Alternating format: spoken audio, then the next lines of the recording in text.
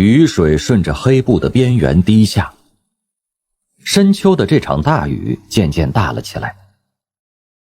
五竹在雨中，在街畔行人怪异的眼光注视下，一路走出巷口，来到了天河道旁的小岔道外。湿漉的雨水顺着他身上的衣衫，脸上的黑布缓缓向下滴落。他就在这里停住了脚步，然后微微抬头，看着远方烟雨凄迷中的皇宫。昨天下午的时候，五竹也是在这里看了半天的皇宫。虽然他是一位来自神庙，下意识跟随范闲参观人间的旅行者，皇宫也确实是京都里最值得游览的地方，最雄伟壮观的建筑。但是五竹接连2日来此，想必有别的一些机缘影响了他的决定。街畔屋檐下，几个穿着小棉袄的京都顽童正背着方正的书包，搓着手抵抗着寒意，小脸蛋被冻得有些发白。这些孩子每日都要去朝廷兴办的公塾念书，身边也都带着雨伞。只是没有想到，走到巷口的时候，雨水竟然会忽然变大。看，是昨天那个傻子！一个小家伙正觉得这雨下得让人太过无聊，虽然似乎可以拖延上课的时间，但是谁愿意老在别人的屋檐下低头呢？恰在此时，他发现了一个像白痴一样木然站在雨里的五竹，认出了对方就是昨天任由自己虐完的傻子，就像是重新发现了一个新大陆一般高兴。屋檐底下没有什么石头子儿，那些顽童眼睛咕噜噜转着，在一个煤炉子旁边找到了一些昨夜未完全烧尽的煤渣，尖声笑着叫着开始向五竹扔去。不知道为什么，似乎人类在很小的时候就很擅长通过欺凌比自己弱小的人来证明自己的强大，从而获得某种精神上的满足。这似乎是一种天性，不然那些孩童们为什么会听着煤渣砸在五竹身上的声音便会觉得喜悦呢？为什么看着五竹浑身上下被砸得肮脏不堪便会觉得快活呢？街上躲雨的人不多，在这些人数不多的京都百姓们的眼中，那个站在雨中发呆的瞎子很明显是个白痴，又是个残障人士，不免有些同情。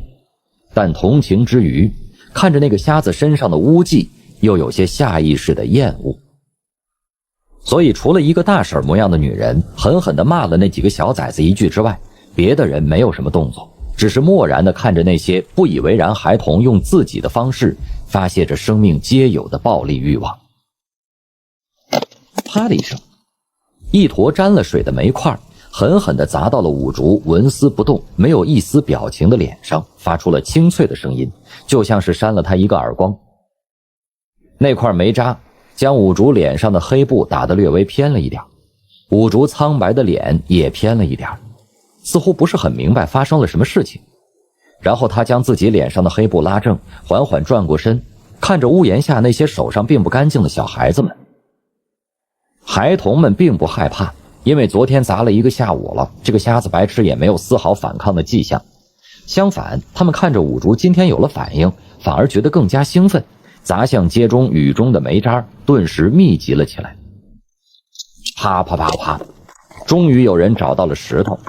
混着煤渣一股脑地往五竹的头脸处砸去，留下了肮脏的痕迹和丝许血痕，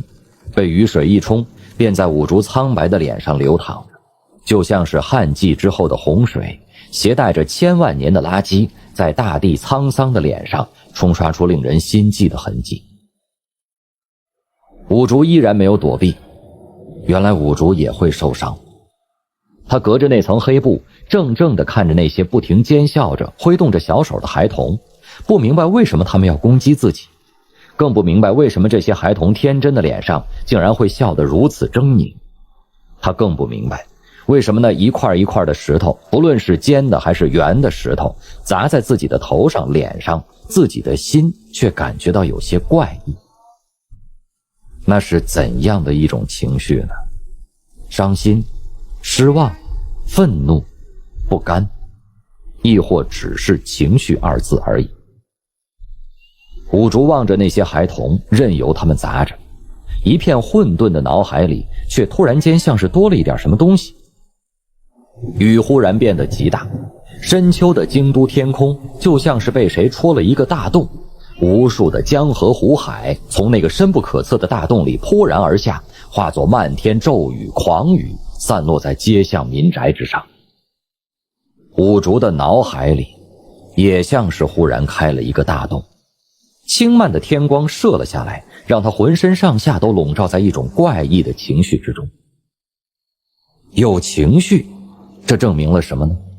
是不是和那个叫做范闲的年轻人所说的好奇是同样的证明？五竹再次开始思考，在磅礴的大雨中沉默地思考。那个叫范闲的年轻人曾经对他说过很多话，但是他听不懂，听不明白，不能够了解，只是记在了心里。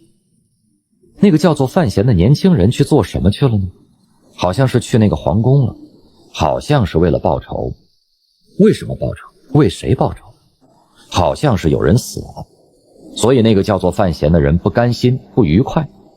是一个叫叶青梅的女人，还有一个叫陈萍萍的老跛子。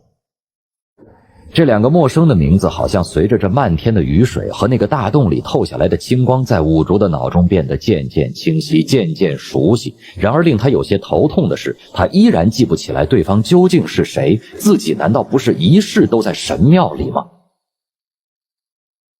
五竹还是什么都不记得，但他拥有了他本来不应该拥有的东西，那就是情绪。其实从昨天下午开始，那种情绪便已经充溢在他的内心，让他的双眼只是隔着黑布静静地看着那种皇宫。这种情绪叫做厌恶，不知道为什么，五竹自己都无法解释，他很厌恶那座京都里最高的建筑，或许只是因为他本能上厌恶那座建筑里的人。离开雪庙的时候，那个叫做范闲的年轻人一面咳着血，一面对自己说要自己跟着自己的心走。可是心又是什么呢？难道就是自己此刻所感受到的鲜活的陌生的情绪？五竹决定去皇宫里看看，找一找自己情绪的真实来源，去看看里面有没有自己想见的人，冥冥中注定要见的人。于是他的手稳定地放到了腰畔的铁签上，同时微微低头，重新戴上了背上的笠帽，将天上的雨水遮住，